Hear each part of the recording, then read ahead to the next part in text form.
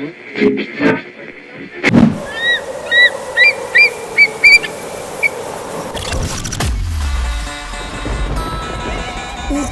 umaphiko olugula amaphiko kwaye kwaphephezela omiyane inyoni nobuciko nomnyunyiyo edweleni isivinini emafini icula ingoma emnandi yayahlukanisa unyaka omusha omdala inyoni enezigidigidi zabalandeli abayilandelayo zamemeza esezidololozela sathi siyayazi le nyoni yayiculela okhokho bethu abanye abathule isibongo soKhozi FM sisibhalelwe isidadada sothu Ukhozi FM luhamba phambili.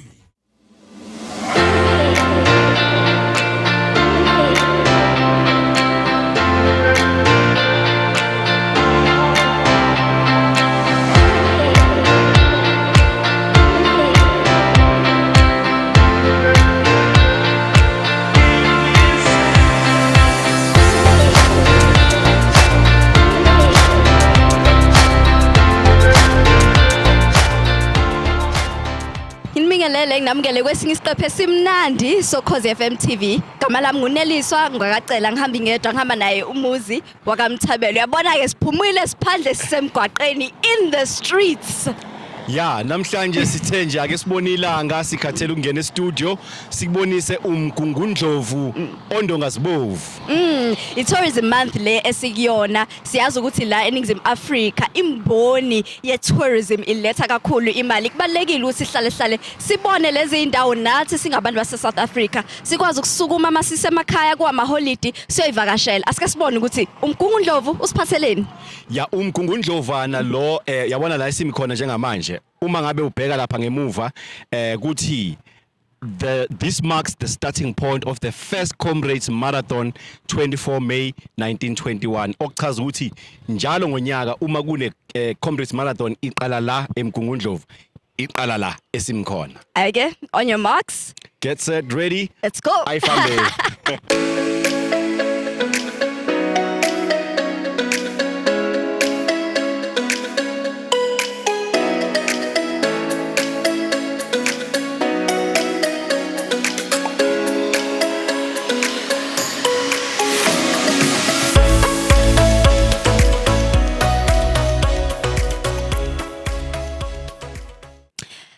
Ke njengamanje sesikwenye indawo ezikhona la edolobheni yaseMgungundlovu esibona ukuthi liqukethe okuningi kakhulu olifundisayo kuthina abantu bala eNingizimu Afrika.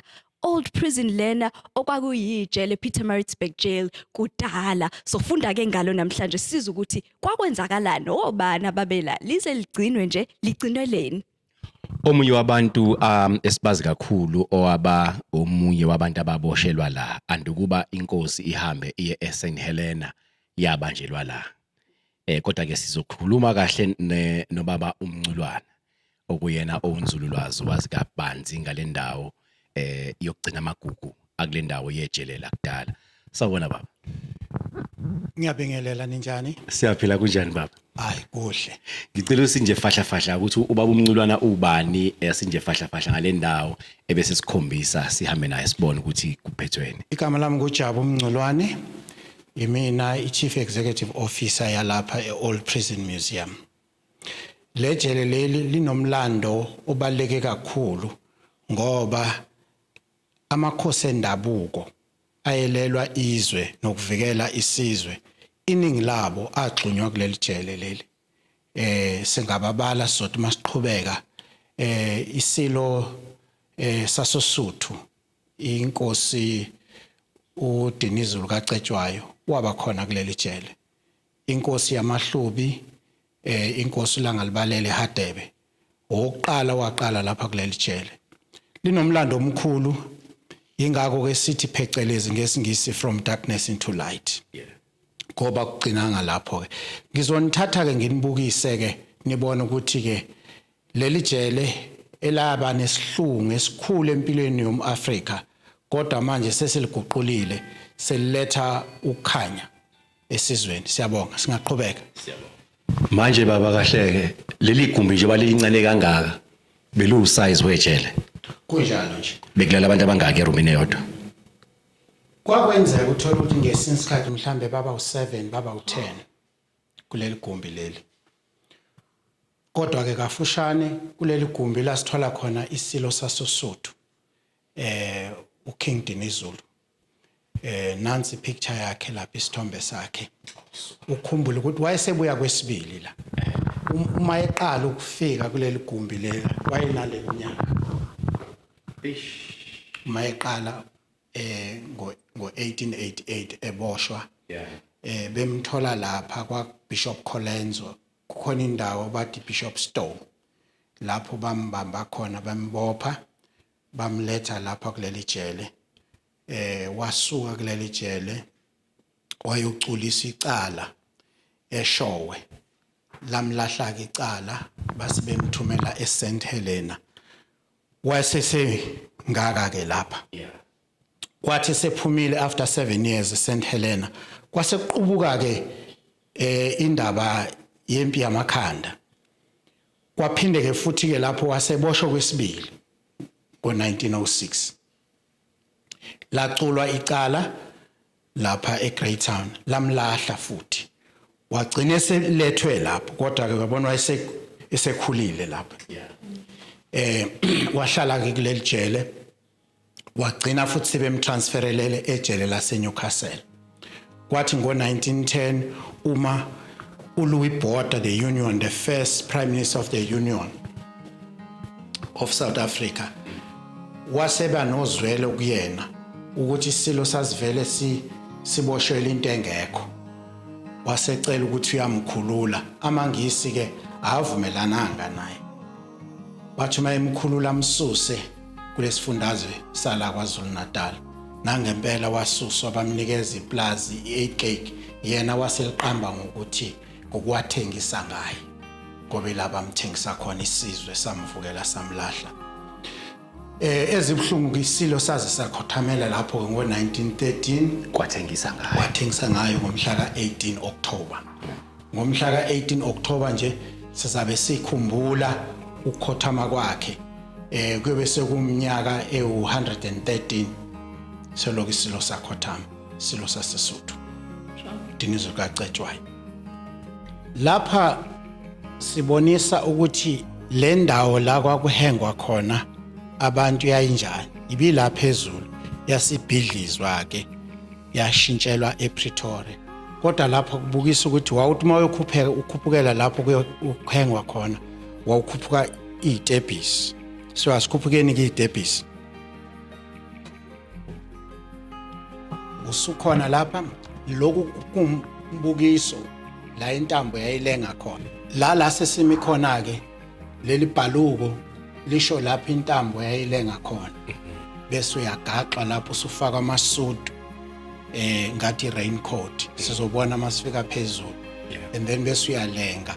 Bese lento le iwindi lapho la kwakuyifastela bese liyaqhuma liphumela ngaphandle ukuthi abangaphandle kwejele bekubone mawulokulenga lapha. Ingakho bafunda isifundo ingakho kwakuthiwa public hangings. Yayiba kanjalo. Asikusho lapho ukuthi amakhosi amaningi endabuko akhona ahengwa lapha anqunywa lapha. Inkosi yakwaButhelezi ehloniphe kakhulu eyalwa eSandlwana yalwa nangempi yamakhanda inkosi umkhanduma Buthelezi wahengwa lapha nayo. Inkosi yakwaDlamini emakhuzeni la unkosazana Dlamini Zuma baqhamuka khona.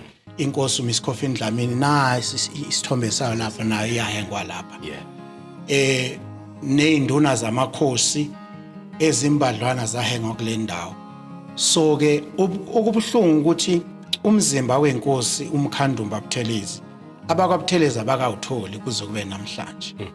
Ukuthi wathi masenqunyiwe waphelela lapha umzimba wakhe sisalufuna lelo qiniso namhlanje.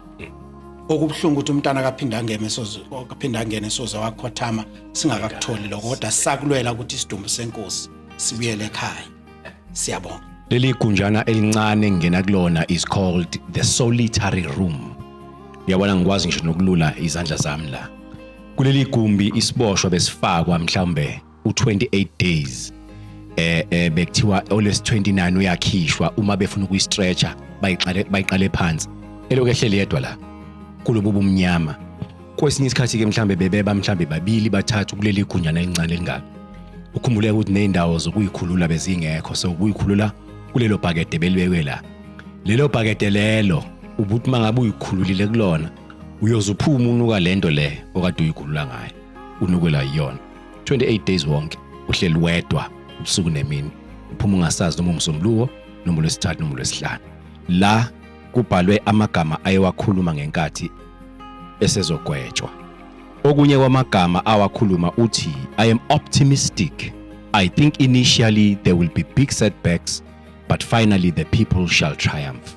Babu Gwala on the future of South Africa ngo-1993 wayeshokela ethi akangabazi futhi akakuthandabuzi ukuthi kusazoba nezinkinga ezinkulu kodwa akakuthandabuzi ukuthi abantu bazophumelela eventually nanka amagama awabhalile.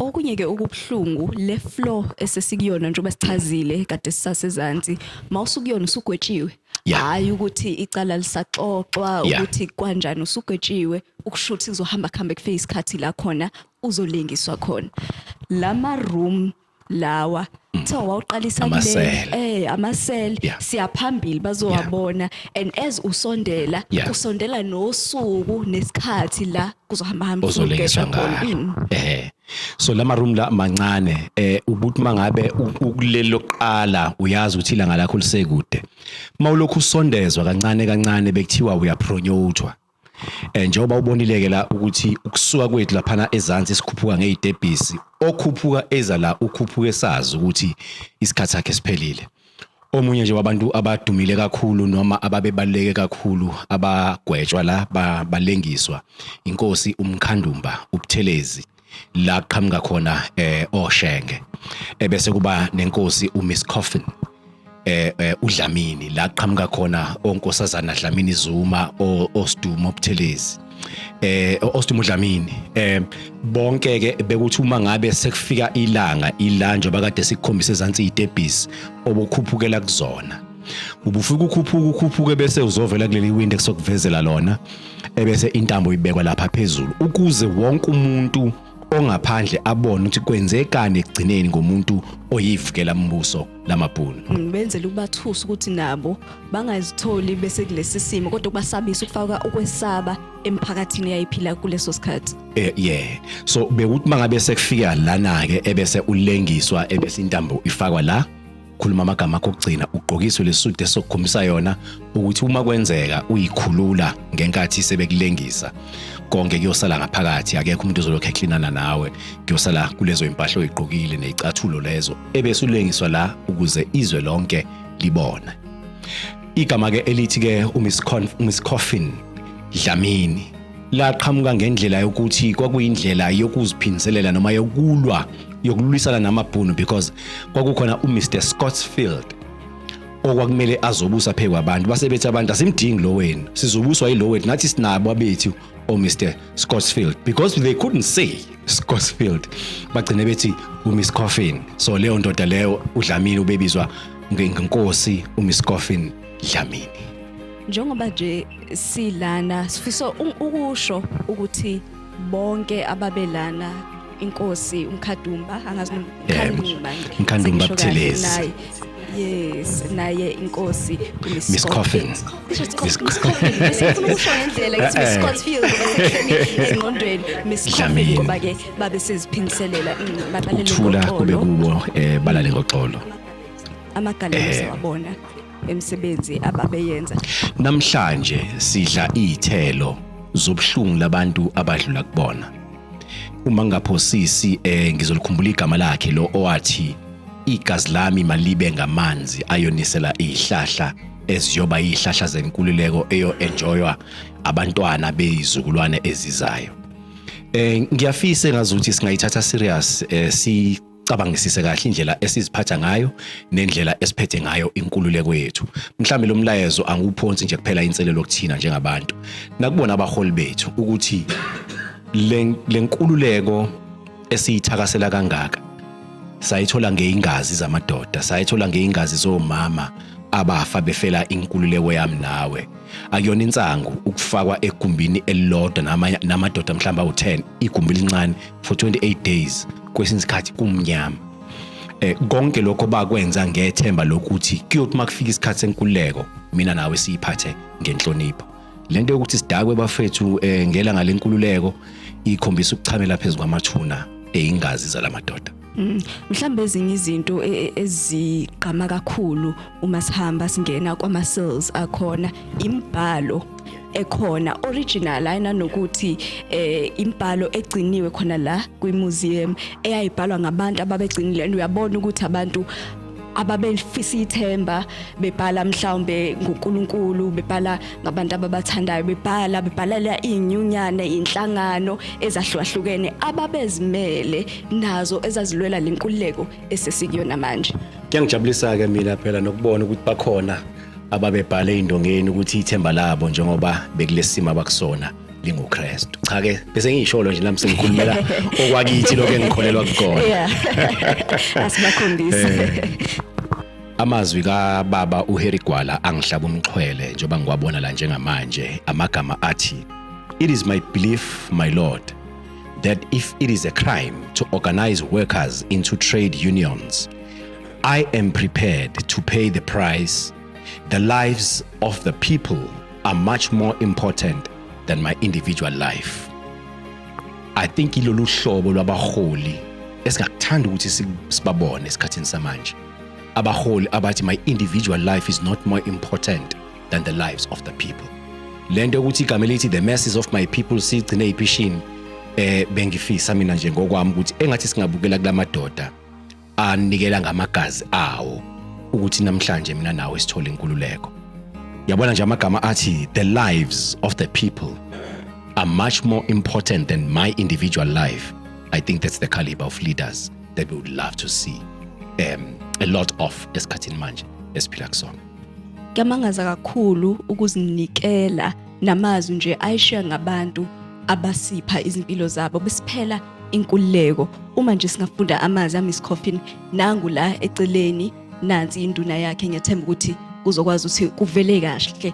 Ewasho ngo1921 okunyaka la khona walengiswa ngawo athi, "I pray the Chief Native Commissioner to pursue the request I made a year ago for the restoration of my people to my line. If I die for them and gain their restoration, I shall not have died in vain. I die for them, not for my crime." Angazi ukuthi kuphukunikela noma ukuzinikela ukudlula lokho. Ake sesihambe saliqeda iOld Pietermaritzburg jail esibizwa manje ngeOld Prison la khona kwaba khona inqalabutho ezahamba phambili enkululekweni yethu. Kubaleke kakhulu futhi ngiyakukhuthaza ukuthi uzihambele izindawo ezikanjena. Kuyafundisa kukwazisa ukuthi kwakwenzakalani ngaphambi kokuthi thina sibe khona. Nanokuthi nje ukhandeleke isithombe sokuthi lenkululeko esinayo namhlanje ezinye zezinto esiyithatha kalula esiyithatha ngesinxele kunabantu abadela impilo zabo ukuze mina nawe sithole inkululeko namhlanje. Kuhlengezela inyembezi vukuhlevane kodwa kuyangijabulisa ukubona ukuthi kunezinto nami namhlanje kumele ngizisacrifice ngizidele kuzo ukuze abazukulu abezayo bezokwazi ukuthi baphile kangcono ngenxa yokuthi mina ngayi. Siyahamba manje siyakwenye indawo kodwa singakasuki mawubuka emva kwethu ilona jele leli ability leli yebo kuthiwa lasha ngo2016 shawa umbani kodwa enye indawo la kwakuhlala khona iziboshwa ezaboshela khona la siyaqhubeka siyafunda ngedolobha laseMgungundlovu. Mhlawumbe ke ake siye ezitolo ebese siqhamuka sesithi qhamthushu la siyakhona.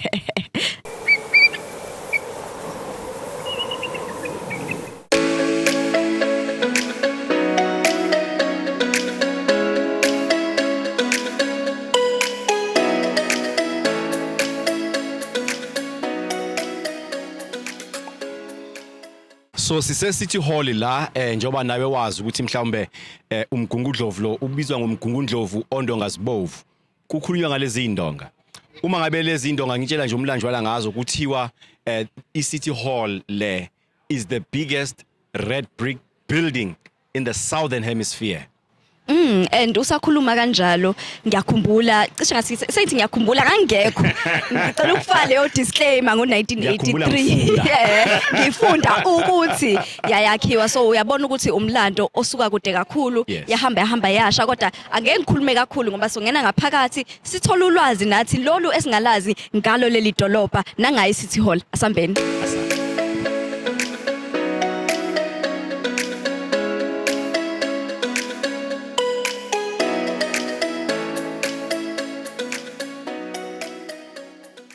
Singene ngaphakathi ke manje la ehholo sibuka lobu bukhazikhazi obulana obuhle siyabuzalana nentokazi yakwacela ukuthi le art enhle kangaka iyayenziwa abantu ngama 1800s ngama early 1900s base khona yini ama artist angakwazi ukukhanda izinto ezinhle kangaka kodwa ke kubi nawo umlando lendawo sizohlangana nobaba la uMakedama amazalankosi ubaba umhlongo. Ubaba umhlongo uwumqondisi wezokuvakasha khona la edolobheni laseMgungundlovu. Baba umhlongo siyabonga kakhulu ukuthi sibe nayo namhlanje. Mhlawumbe nje ongasitshela khona ngaleli holo umlando walo kafushane. Asibonga kakhulu bafowethu. Iholo sike sasho ukuthi liyelinye lamaholo in fact is the biggest brick building in the southern hemisphere, you know, angazi ukuthi ngesizulu singathi so la sikhona njengamanje iCity Hall ihlala nkosi ledolobha idolobha ke laqalwa ngo1838 ukuthi libe khona iorgan lenibukayo la is one of the finest and biggest eyayidesignwe uSir George Martin ngaleso sikhathi so ke kuningi ke la edolobheni esingakubona okunye but nje iCity Hall iyona into yokuqala esithi abantu abayibone ukuze bakwazi ukuthi mabe phuma la bese bebona okukhulu kunalokho esisuka khona manje. Mhlambe ke sengitshontsha umbhobho mhlambe ke umsebenzi wayo esikhathini samanje abantu mabefika lana bayasebenzisa emcimbimini iziphi izinto ezenziwa kulo loliyolo.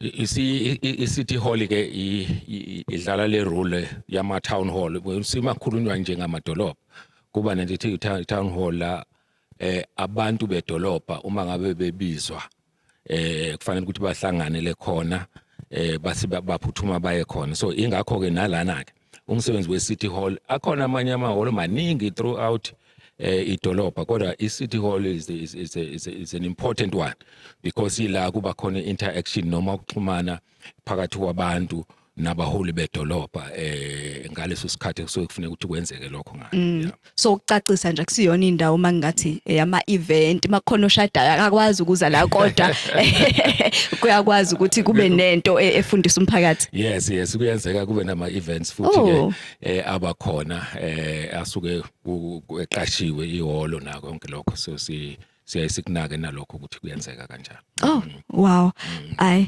lihle kakhulu ihholo liyancomeka kade ncoma ngisho i-design structure yehholo sibonga kakhulu.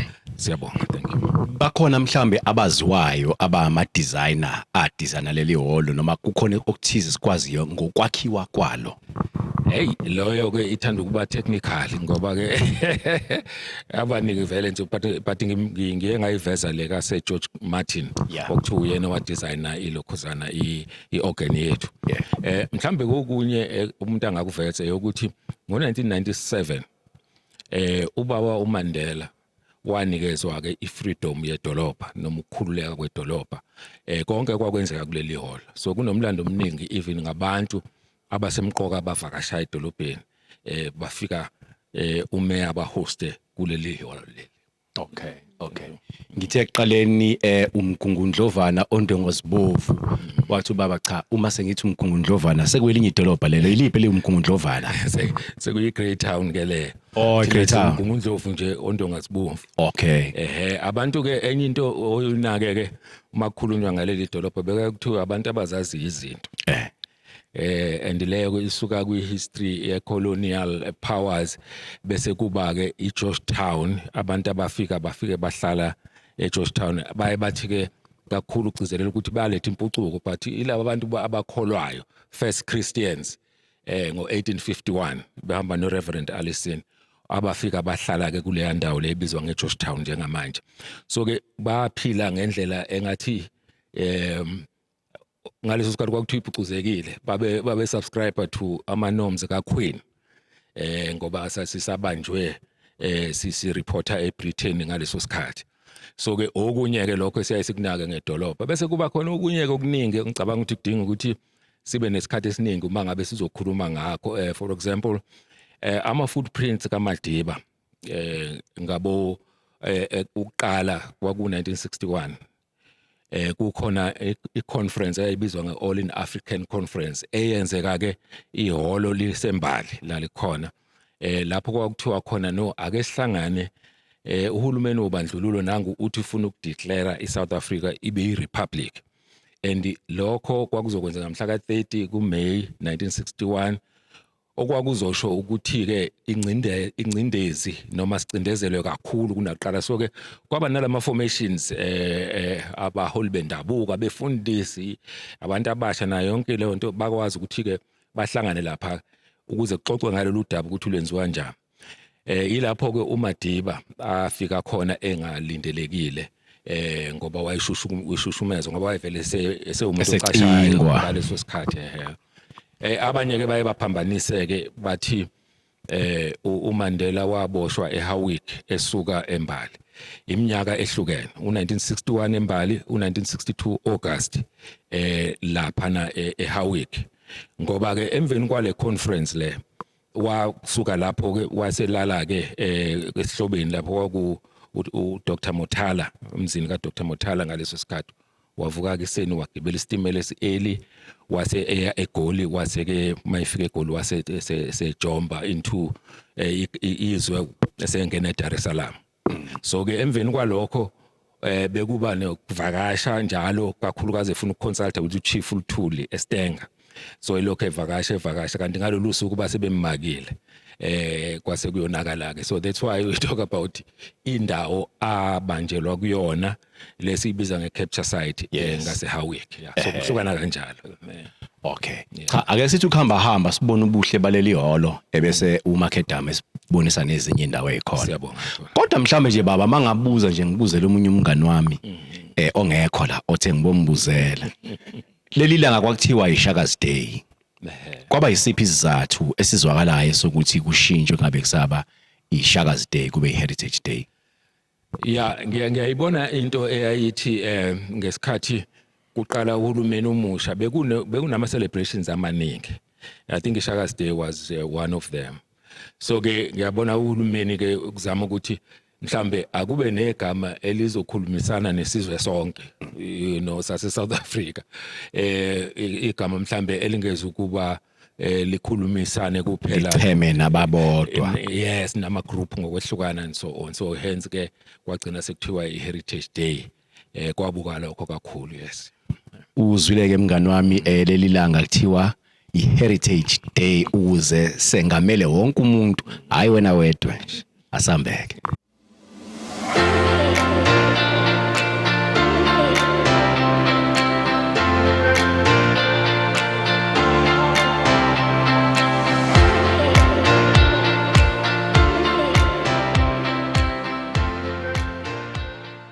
Njengamanje ngisendaweni yaseMbali, emva kwami kunehholo Manaye Hall. Mongawazi kumlando waleli holo ubaleke kakhulu, uzubone lo X lana, ubone lana ezinye izinto ngizozichaza nje kafishane. Kuleli holo leli elisemva kwami kwaba khona iAll in Africa Conference la kwakuhlangana khona abantu ababecindezelwe abahlukahlukene emphakathini bevela ezikhundleni mhlamba ezihlukahlukene efana namasonto, abantu abasebenzayo, abantu bomphakathi behlangene lana.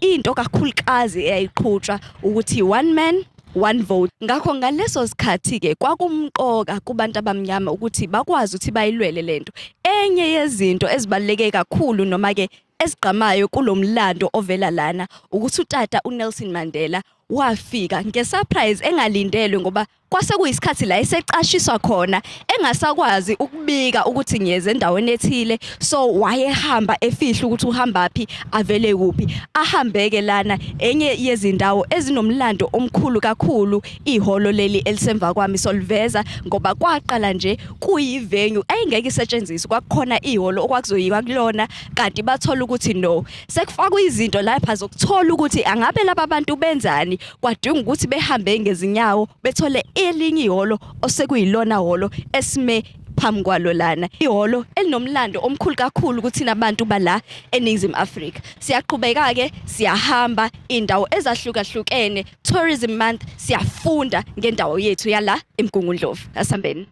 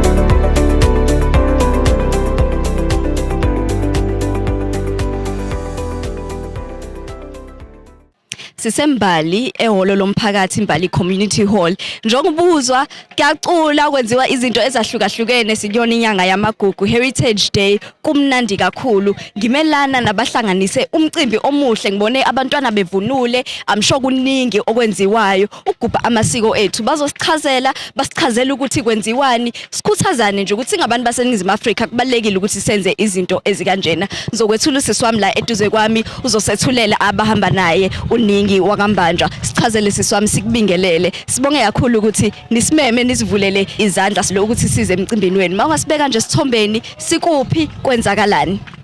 Siyabonga kakhulu njengoba bisishilo ukuthi nguningi imbanjwa ngo-Regional Treasurer weSANCO. Ngihamba no-spokesperson weSANCO uMr Mduduzi Hadebe nonobhala we-region uMr Silungiseni Buthelezi. Today is our SANCO Heritage Day here eMbali Unit 1 at eThe. Inhloso yalolu suku ukugubha amasiko, ukubuyisela abantu emasisweni, engage especially our youth in meaningful opportunities and to showcase their talent and to promote the talents, to get them off the streets, to get them off social ills and to get them feeling valuable, bezizwe behloniphekile, bezizwe bebuyelwa isithunzi, bezizwe benakekile futhi befudumele emphakathini. Today promote ukuthi abantwana siba reward ngisho nangemkomelo ezobenza ibakhuthaze eyama cash prizes ezobenza ukuthi bakwazi ukuthenga imvunulo yabo, bakwazi ukuthenga igubhu, bakwazi ungela amanye ama competition amakhulu, babe nakho ukuyigqaja nokuyithemba nokufuna ukuphokophelela phambili.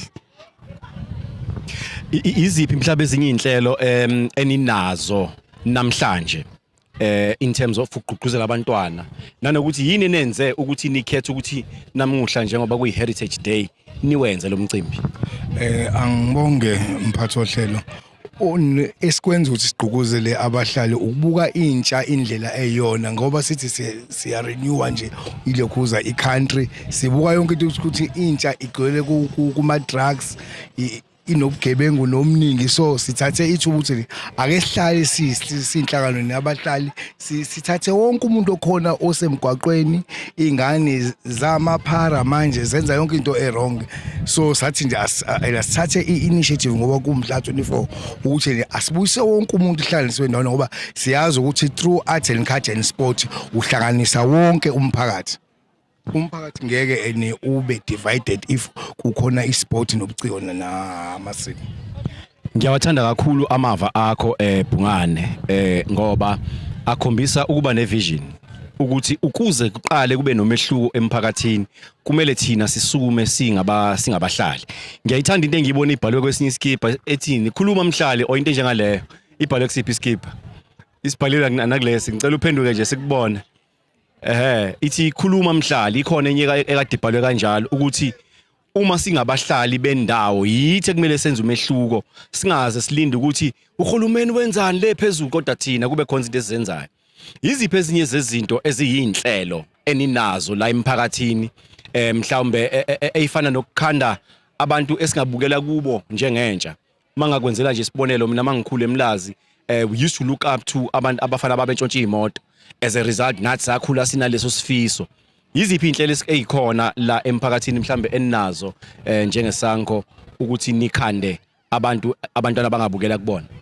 Ngibonge ngibingelele olokhulumayo original secretary usilungiseni owakabuthelezi original secretary wesanko la eGanethi Mlete. Inhlelo esinazo ikakhulukazi ukuthuthukisa umphakathi, abantu abasebasha ukuletha wonke amakhono endaweni afanele la khona sizothuthukisa khona intsha ngokuyinikezela izinto ezizosiza esikhathini esizayo ukuze bakwazi ukuphuma edakamizweni njengoba sike sakuveza nangaphambilini. Sizinhlelo ke esihlelayo eofisini esinalo la khona sizoqoqa yonke indawo abantu abasebasha sibanikeze emkhakheni ngokubaqeqesha emkhakheni ama license sibathuthukise la khona mhlambe entweni amakhono abo njengalalaba abaculayo abakhona la ngaphakathi, ngoba nje obusho nje ukuthi kubalekile ukuthi kube khona into esizoyenza kubona nabo babe nabantu abazobukela kubona, kodwa namhlanje ithuba la namhlanje lize kubona abantu abasha ukuthi bazoziveza amakhono wabo ukuze uma ngabe sesihamba neprogram yethu ezisangoba sizojikeleza yonke indawo asigcinile la eMbali kuphela, kodwa isizathu esenza ukuthi size la eMbali ingoba indawo yaseMbali inomlando omkhulu uma ngabe uhlehlela emuva kusukela ngalesi sikhathi sangaphambili, kodwa sithe namhlanje njengabahlali sibuye sizokhumbula abahlali baseMbali. Bona izinhlelo njenganesanko ziningi inhlelo esinazo eofisini ngokusebenzisana, sizimisele futhi nokusebenzisana neminyango kahulumeni ngoba thina as inhlangano yabahlali asiyona inhlangano yezepolitiki kodwa inhlangano esekhlaleni esiza emelelene nokusiza emele ukusiza umphakathi endaweni zalazi khona. Maningi yiziphi izinto mhlawumbe ongathanda ukuthi noma umlayezo ongathanda ukudlulisela kubantu abasha, izinto obufisa njengomuntu osekhulile ukuthi bayiqaphele kungabi yidindi ezizobaqhuzula njengoba nathi zasiqhuzula?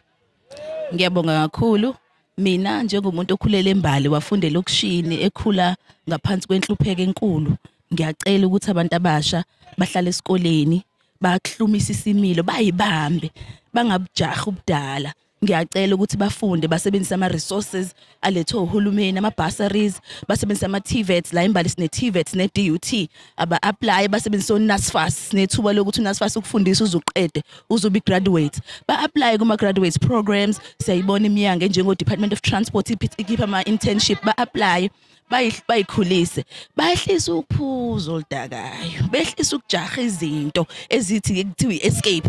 Don't escape, qhubeka uhambe ube persistent, ukwazi ukuthi uyikhulise, ufunde mangaba unebusiness nalo liyafundelwa, ukwazi ukubamba kokubili, uhlumise ikhono lakho, uhlumise ibusiness, ufunde ukwazi ukuthi ube employable, uzikhiphe lokishini, ukwazi ukuthi futhi promote ukuphepha endaweni. Nje beshilo nje unobhala ukuthi imbali inomlando omkhulu, even nezimpi ezinkulu ezaziba khona siyibonile esikhulu. Siyacela ukuthi umphathi wathembala ukukhumbula ukuthi thina njengabahlali siyabathanda, sizobuya sibe visible endaweni, sibalekelela abantwana ukuthi basizakale into enzonke. Our offices open, emakhaya ikhona la imbali, beze bazofuna usizo, sizobanikeza zonke izinsiza ezikhona uhulumeni ayibekile. Siyabonga. Akuncome nje umsebenzi omuhle eniwenzayo la emphakathini. Uthola ukuthi esikhathini esiningi abantu bayahamba beyokwenza izinto eindaweni ezikude, kodwa uqala ekhaya la wakhula khona nenza umsebenzi oncomekayo. Ingane zikwazi ukubuyela kunina bebona ukuthi umehluko uyenzeka. Kuyinto ekumele sincome wena ningi, sincome iSANCO ezinhlangano ngamagalelo enu la emphakathini. Siyanifisela nje ukuthi niqhubele phambili. Umcimbi kanje isazoqhubeka yenzeke na next year nzobe nikhona silandisa. Yes, mina Nkosi yami ngiyajabula kakhulu. The turnout is amazing. Sizophinde senze umcimbi we Day of Reconciliation. SANCO sohamba ngecalendar. Mangabe ku January so wenza umcimbi wokuba applyisa, wokuba bafundisa, wokuba ngenisa ezikoleni, sifuna imali, si raise ama funds ukuba register ezikoleni nakuma tertiary. Uma ngabe sekuza iphasika nakhona sivusa inkonzo emphakathini abantwana bakholwe. Uma ngabe sekuyi June sivusa youth day. Sisazoqhubeka, sizohamba nje necalendar silokhu sibagqugquzela silokhu sivisible. Kunento eyisihlava engengayizwa ngaphambilini ukuthi ama college ethu la eSouth Africa iningi lawo agcwele abantu bokuhamba ngani ngoba abendawo abayimisele ngemfundo. Ngikwenzele nje isibonelo ngesikhathi sikababa uThabo Mbeki maningi ama TVET colleges avalwa ngoba engasebenzi, abantu bendawo bengawasebenzisi. Sesibonile ke manje ukuthi kubantu bangaphandle uyakwazi ukuthi uhambe uyofundela ukukhanda ugesi, uyakwazi ukuhamba uyofundela ukubeka isitina ngoba abantu abaningi la elokishini bayakha. Yithi kumele size sakhe kunokuthi kuze kuthiwe hayi mina ngithemba kakhulu laba bangaphandle kodwa nikhona nina ningabantu bendawo, zikhona izinsiza zikahulumeni ezikhandiwe kuze gcine sijahana ngemmese nezibhamu la ngobani kumele igcine nisidle but iskill sokuziphilisa asikho, but indlela yokuthi ufunde ibe ikhona. Ngiyacela ke abantu bomphakathi ukuthi ama TVET colleges let's make use of them, amathuba afana nalawo let's make use of them. Abantu abasha bakhande ama youth organizations. Ushilo umama wathi kuneyinhlelo zokuthi banifundise ukudrive umuntu athole i-driver's license. Ngiyacabanga ukuthi njengabantu abakwi leadership ekasi ziningi izinto eziyinselelo enfise ngathi ngabe abantu baselokishini bangayi-understanda, mhlambe banijoyine, mhlambe bakwazi ukuthi baphonse itshe esivivaneni. Yiziphi lezo zinto enifuna ukuyitshela abantu bomphakathi ukuthi hayibo ake sibhukule sonke singabhukuli sodwa ngoba ekugcineni kugcina kushawe edonsayo? No, siyabonga kakhulu. Kafushane nje esikufisana esicelayo ucishe kubantu abakhona endaweni nasebedlondlobele ukuthi abeze basondele enhlanganweni yeSANCO sizosebenzisana. iSANCO ivule izandla futhi ke iSANCO njengoba sike sakuveza ukuthi inhlangano futhi engathathi entweni. Siphila kakhulu, ukuphila kweSANCO kudependele kakhulu kuma donations. So siyabacela ke abantu bonke osomabhizinisi bendawo bonke ngokuhlukahlukana kwabo, ngabe ezokuthutha uhlobo lonke lezokuthutha, osomatekisi, osomabhizinisi nobani, ukuthi beze baxhumane nehhovisi lika treasury ukuze sikwazi ukuthi isikhwama sethu nalezi inhlelo esinazo zikwazi ukuthi zifezeke, sihambe futhi kubona wonke umgungundlovu njengane SANCO. Yiloko sikunxusayo nje kakhulu ukuthi abantu siyabacela basondele iSANCO bayilekelele ikakhulukazi kuyinsiza kusebenza ukuze sikwazi ukufezekisa iphupho lethu. Elakho sokhuluma makhulukhulu Sothondosa. Cha mina elami ngifisa ukuthi nje abantu abeze sikhona siyisanko sizobasiza size sa engage iDepartment of Treasury because abantu baningi la emphakathini abafisa ukuvula ama-business bafisa ukuregister ama-company abakwazi but uthe uDepartment of Treasury uzokwenza i-desk whether sifika kuwo wonke ama-communities singeza nala kube khona abantu aba-treasurer babe khona ukhona mhlawumbe indawo kuthiwa ikapata ikadambuza ikamacibisa so kuzoba khona nje emahholi senze yonke lo ngoba sifisa ukuthi abantu bakwazi ukuthi bazi-empowerishe bakwazi abantu ukuthi basebenzele bangadepend kuhulumeni siphinde futhi sa-engage u-small business. I think by the end of November sizozama ukutheni size siphinde sakhulula uhlelo beze nje abantu bazothi mina ngifisa ukuthola i-funding lana ngisenginalokho nalokho so isanko nje isebenza nawo kumphakathi regardless ukuthi uyiphi inhlangano sebenza nawo wonke umuntu thina ndethu athi ngoba sabahlali sithi bonke abantu abeze sizobasiza siyabonga mbatha Mambatha elakho lokuvala angazi ubefuna ukuthini uza kwethu hayi akhuluma Mambatha elami lokuvala ngithanda ukubonga Ukhozi FM nokuthi nifike nisivakashele nibone umsebenzi omuhle esiwenzayo emphakathini yethu engathi ukufika kweni namhlanje kungasipromote njengemphakathi ethatha umsebenzi ubeke ezandleni thina nje sabantu nje abakhulele lana abafundela elokishini kodwa sikuthathe kwayi social responsibility yethu ukuthi siyithuthukise imphakathi yethu engathi nemphakathi ingaresponda positively isondele kuthina sibambisaneni there's lots of opportunities khona ingane vele ezu23 la elokishini esizi ama truck drivers so zama ukubaxhumanisa nama companies ama logistics ziwathathe khona people who funded this program because we're an NPO siyabonga kakhulu kubona engazi ukuthi nanoma sesifuna ukuba place abantwana for work opportunities bangavula lo umnyango siyabonga kakhulu kunina nonke nisithamelele lo mcimbi engathi umsebenzi omuhle ungaqhubeka umsebenzi omuhle uqhubeke nje eAfrika yonke naseNingizimu Afrika sibonge kakhulu kinina sibonge nasendaweni iyasembali niqhubeke nje nenze umsebenzi oncomekayo uthi ke udadewethu mayeseyivala igama engilithandile social responsibility bantu basemzansi ake sifunde ukuba socially responsible izinto eziselokishini izinto esendaweni esihlala kuzona thina makungabe ithina esibhidlizayo ama crash makungabe ithina esiwashisayo izingane makungabe ithina esidlwengulayo abantu abadala makungabe ithina esibagwazayo madoda abantu besifazane makungabe ithina esibashayayo social responsibility akusho mina kusho Mambatha ngesakhulumile Mambatha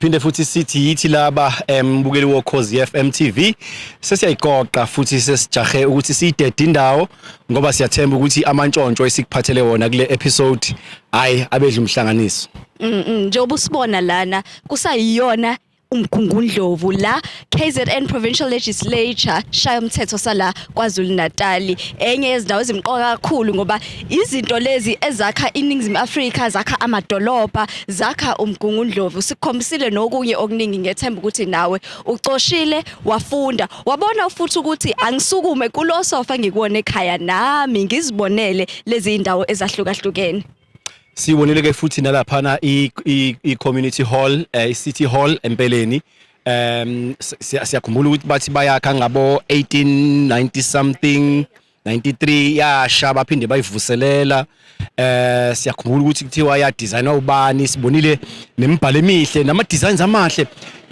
namanje ngisamangele yazi emacele ukuthi leya art enhle kangaka eqoshwe etsheni ngalesi yasikhathi lobo buciko lobo bangaleso sikhathi namanje kusangimangaza. Nomlando kakhulu esuhlomile laphana Old Prison ePietermaritzburg ijele la khona ingqalabutho abasihambela phambili balwela lenkululeko esikuyona njengamanje sabona umsebenzi noma umnzima abadlula kubona kuze kufike khona la namhlanje. Nanokuthi ke inkosi yethu inkosi uDinizulu kaCetshwayo yabanjwa lapha ise umfanyana yasuka yaya eSt Helena baphinde bafuthi bayikhipha ise kuyinsizwa ke nje manje eyayisiqinile impela. Ukhona umlanjwana engiyayinguzwe kuthiwa yathi inkosi mangaphosisi either kwakuCetshwayo noma kwakuyona ingonyama uDinizulu ukuthi bathi mase bebhekene nendlovukazi yase London uthi khona kwacaca ukuthi ubani oyinkosi yangempela phakathi kwabo ngoba kukhona okwenzeka ngizokutshela mase sisemotweni. Ngiyayithanda leyo siqhubeka nje sifunde sibonge nemphakathi yasembali la ukuthi basivulele izandla sibonge nawe embukeli woKhozi FM TV ukuthi uhlale nathi wabona umgungundlovu kanye nathi na kanjani sohlangana Mthabela asambeni uphinde wenza isiqiniseko sokuthi upressa lapha ku subscribe upressa futhi lapha na ku le insimbi yasesikoleni ukuthi uma ngabe siposta bakutshela kwazi asenzeni njalo ke sinithanda kakhulu siyakuthanda emakhaya.